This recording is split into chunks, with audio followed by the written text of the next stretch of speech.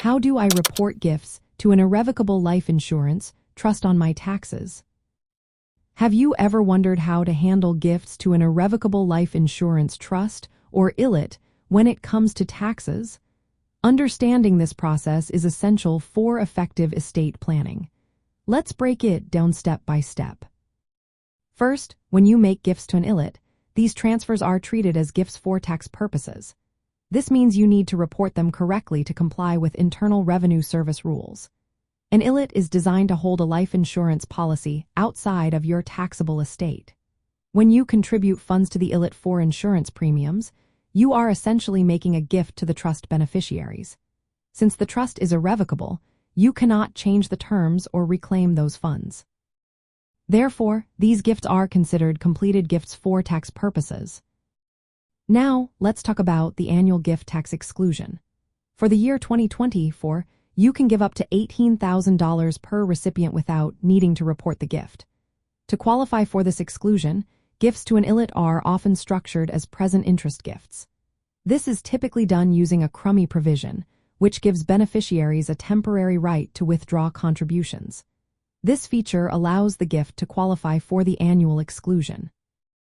If your gift to the ILIT exceeds the annual exclusion amount for any beneficiary, you will need to file IRS Form 709, which is the United States Gift and Generation Skipping Transfer Tax Return. This form is necessary to report the gift and track your use of the lifetime gift tax exemption. Even if you do not owe any gift tax because your total gifts are under the lifetime exemption, filing Form 709 is still required to maintain your exemption amount. When filling out Form 709, you will need to list all gifts made during the calendar year, including those to the ILIT. Report the amount of the gift to the trust beneficiaries and indicate if the gift qualifies for the annual exclusion due to the Crummey right. If you make gifts to multiple beneficiaries through the ILIT, be sure to allocate those gifts accordingly on the form.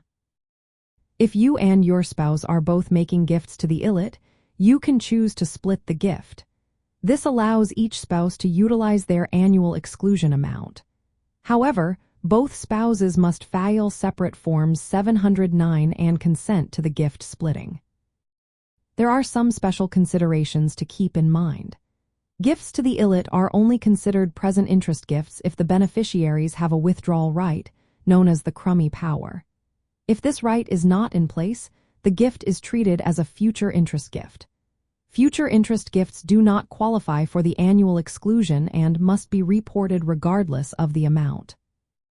The donor or the person funding the ILIT is responsible for filing and paying any gift tax that may be due. The ILIT itself does not file Form 709.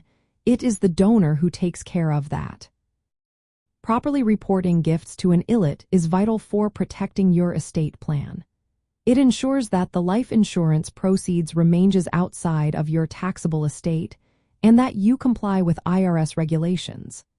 Failing to file Form 709 when necessary can jeopardize your lifetime exemption and lead to unexpected tax consequences. So, to sum it up, if you are making gifts to an irrevocable life insurance trust, remember to file IRS Form 709 if your gifts exceed the annual exclusion per beneficiary. Document the gifts carefully, ensure they qualify as present interest gifts, and allocate them correctly on the form. This process is essential for preserving your estate and gift tax exemptions while maintaining the intended benefits of the ILIT in your estate plan.